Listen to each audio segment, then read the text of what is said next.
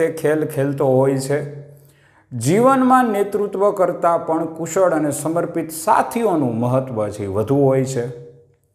શતરંજની રમત અને જિંદગી બંનેમાં સાવધાની જ જીત અપાવે છે. નમસ્કાર વિદ્યાર્થી મિત્રો, 20મી જુલાઈ એટલે વિશ્વ શતરંજ દિવસ તરીકે આપણે વિશ્વની અંદર છે જોવા મળે છે અને જેને વર્લ્ડ ચેસ ડે પણ કહેવામાં આવે છે.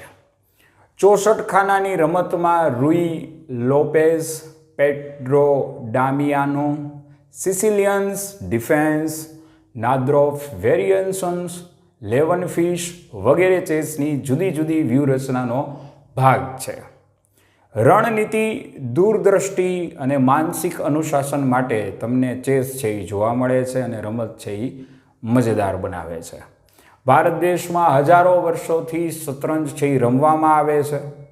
મુનશી પ્રેમચંદની હિન્દી વાર્તા શતરંજ, જે ખેલાડી ઉપર આધારિત મહાન ફિલ્મકાર સત્યજીત રેએ શતરંજ કે ખેલાડી ફિલ્મ છે એ બનાવી, કે જેની વાર્તા 1857ના સ્વાતંત્ર્ય સંગ્રામના વિપ્લવ સાથે છે, કે થોડા સમય પહેલાં લખનૌના અવધના નવાબી શાસનકાળની વાર્તા છે એ કહેવામાં આવી છે, કે તેમાં 2 જાગીરદાર મિત્રો છે જે અમીર છે અને શતરંજની રમતમાં એટલા બધા ખોવાયેલા છે કે તેમને દેશમાં શું ચાલી રહ્યું છે અને અંગ્રેજો કેવી રીતે ભારતમાં સત્તા ઉપર છે એને પોતે કબજો કર્યો છે તેની કોઈ પરવા નથી.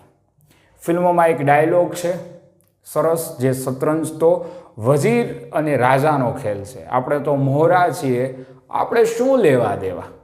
જે દેશના આઝાદી કે સત્તા પર આવતા સંકટ કરતાં પોતાની રમતમાં વધુ રસ ધરાવતા અમીર ઉમરાઓની માનસિકતા એ સમયે છે એ દર્શાવવામાં આવેલી છે. ક્રિકેટમાં પણ ભારત ઘણી વખત વર્લ્ડ ચેમ્પિયન અને નંબર 1 રહી ચૂક્યું છે. એમ ચેસમાં પણ ભારત હવે હાલમાં 2 વર્લ્ડ ચેમ્પિયન પુરુષોમાં અને એક સમયે વિશ્વનાથ આનંદનું વર્ષો સુધી એક ચક્રીય શાસન છે એ હતું. પણ હાલમાં D Gukesh world chess champion છે, કે જ્યારે દિવ્યા દેશમુખ મહિલાઓની વર્લ્ડ કપ વિજેતા છે. દિવ્યા દેશમુખે વર્ષ 2025ના જુલાઈમાં દ્વિવર્ષીય વિશ્વ કપ જીતીને સાબિત કર્યું છે કે ભારતમાં ચેસની રમત માત્ર પુરુષોની નથી, મહિલાઓ પણ સર્વોચ્ચ પોતાનું ચેસની અંદર કાર્ય કરી શકે છે. અત્યારે ભારતમાં હવે કોઈ એક ખેલાડી ઉપર ચેસ ઉપર નિર્ભર નથી. આજે દેશના અલગ અલગ રાજ્યોમાંથી ચેસ જગતને વિશ્વસ્તરીય ભારતીય ખેલાડીઓ છે એ મળી રહ્યા છે. ખાસ કરીને જે તમિલનાડુ છે, તેલંગાણા છે, મહારાષ્ટ્ર છે, દિલ્હી છે, પશ્ચિમ બંગાળ છે અને કેરળમ રાજ્ય છે, એ બધા જગ્યાએ શતરંજની અત્યારે મજબૂત રાજ્ય સંસ્કૃતિનો વિકાસ છે એ થયો છે. ખાસ કરીને વિદ્યાર્થી મિત્રો, સ્કૂલની અંદર છે ચેસ શતરંજની સ્પર્ધા છે વધી ગઈ છે. સ્થાનિક ચેસ એકેડમી છે એની સંખ્યા પણ વધી ગઈ છે. આ ઉપરાંત ઓનલાઈન કોચિંગ છે અથવા નાના શહેરોમાં ખેલાડીઓની વિશ્વસ્તરીય શિક્ષણ મેળવવામાં મદદરૂપ છે એ કરે છે. અને સમાજમાં એક નવો દૃષ્ટિકોણ છે એ શતરંજ બાબતે ફેલાયો છે, કે શતરંજને પહેલાં માત્ર એક સુખદ શોખનો વિષય છે એ માનવામાં આવતો હતો, પણ હવે એને સન્માનજનક કારકિર્દીના રૂપમાં પણ લોકો જોવે છે. બાળકોમાં તાર્કિક વિચારણ શક્તિ છે અથવા સમસ્યા સમાધાન, સ્મરણ શક્તિ, નિર્ણય લેવાની ક્ષમતા અને એકાગ્રતાનો વિકાસ છે એ શતરંજ દ્વારા થઈ શકે છે. એટલે દેશની અનેક સ્કૂલોની અંદર છે એ શતરંજને એક સહપાઠક અભ્યાસના ક્રમ સ્વરૂપે શીખવાડવામાં, સમજાવવામાં અને એક સ્ટડી હેલ્પ તરીકે શતરંજને મદદ કરે છે. ક્રિકેટની તુલનામાં ચેસને હજી પણ મર્યાદિત આર્થિક અને માળખાકીય સગવડોનો અભાવ છે એ જોવા મળે છે, પણ ગ્રામીણ ક્ષેત્રોમાં પ્રશિક્ષણની અસર છે એ જોવા મળે છે. આંતરરાષ્ટ્રીય સ્પર્ધાઓમાં ભાગ લેવાની જે જરૂરી આર્થિક સહાયતાઓ છે તે એક મહત્ત્વનો મુદ્દો પણ બનતો હોય છે, પણ પ્રતિભાશાળી ખેલાડીઓ છે એના માટે આ વિઘ્ન છે એ અત્યારે જોવા મળતું હોય છે. તો શતરંજમાં જો સુપર પાવર ઐતિહાસિક આપણે વાત જાણીએ તો ઇતિહાસની અંદર શીત યુદ્ધ, જે કોલ્ડ વોર ચાલતું હતું, આપણે ધોરણ 9ના વિદ્યાર્થીઓને તો ખબર જ છે કે સામાજિક વિજ્ઞાનના અભ્યાસમાં એ આવે છે.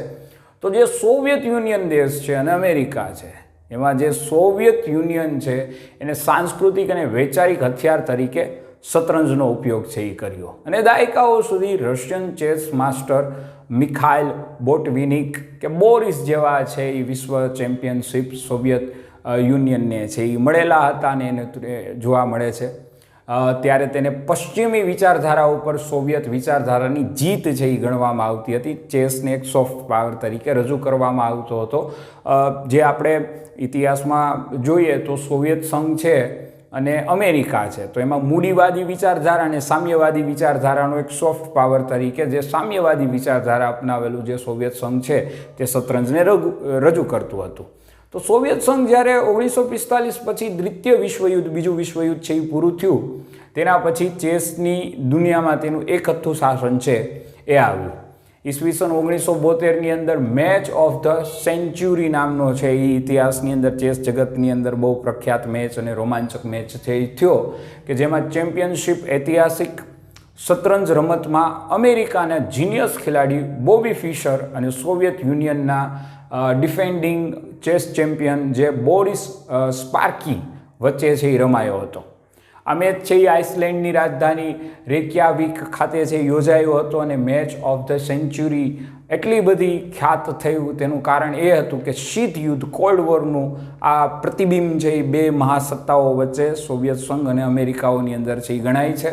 આ માત્ર ચેસની રમત ન હતી, પરંતુ તાત્કાલિક એ સમયની અંદર બે મહાસત્તાઓ અમેરિકા USA અને સોવિયત યુનિયન USSR વચ્ચેની પ્રતિષ્ઠાની લડાઈ બની હતી. અને એમાં જે USSR છે જે 24 વર્ષથી ચેસની દુનિયામાં સોવિયત ખેલાડીઓનું એકહથ્થું શાસન, એકહથ્થો દબદબો છે એ જોવા મળતો હતો, જેને બોબી ફિશર અમેરિકન ખેલાડીએ, ચેસ માસ્ટરે દેશનો પડકાર્યો હતો. અને બોબી ફિશર શરૂઆતમાં ડ્રામાબાજ સાથે કે ભાઈ કેમેરાનો અવાજ છે એ ના આવવો જોઈએ, ઇનામની રકમ છે એ વધારેલી હતી, તેવી બધી બાબતોની અંદર છે એ મેચ છે એ શરૂઆતમાં તો પોતે હારે છે, પણ ધીરે ધીરે છે એ બોરિસ સ્પાર્કી છે એ 2.0થી આગળ થઈ જાય છે. તો આ જે જબરદસ્ત કમબેક છે પાછળથી 2.0થી, તે બોબી ફિશરનું અદ્ભુત રમત પ્રત્યેનું જુનૂન છે એ દેખાડવામાં આવે છે અને એક પછી એક ગેમ છે એ જીતે છે અને બોરિસ સ્પાર્કિંગ ઉપર દબાણ છે એ ચેસનું જોવા મળતું હોય છે. અને બોબી ફિશરે કલાકો સુધી એકલા ચેસની પ્રેક્ટિસ કરતો રહ્યો અને સોવિયતની જે રમત સિસ્ટમની સામે એકલા હાથે છે એ અમેરિકા વતી છે એ ખેલાડી છે એ લડ્યો અને એક ટીમ તરીકે કામ છે એ સોવિયત યુનિયન છે એ કરતું હતું. ત્યારે બોબી ફિશર એકલા હાથે છે એ પોતે ચેસની અંદરની પ્રતિભા છે એનું પોતાનો અટલ આત્મવિશ્વાસ અને એકાગ્રતાથી, પરફેક્શનિઝમથી એને શતરંજનું જે ખેલ છે એ સમયે જીતેલો હતો. તો આજે આપણે નીરવ મનીર યુટ્યુબ ચેનલ ઉપર છે એ શતરંજ વિશેની વાત કીધી. તમે પણ શતરંજ શીખો અને જાણો અને ચેનલને અચૂકથી સબસ્ક્રાઈબ કરજો. ફરી આપણે મળીશું એક નવા વિષયના નવા વિડીયો સાથે.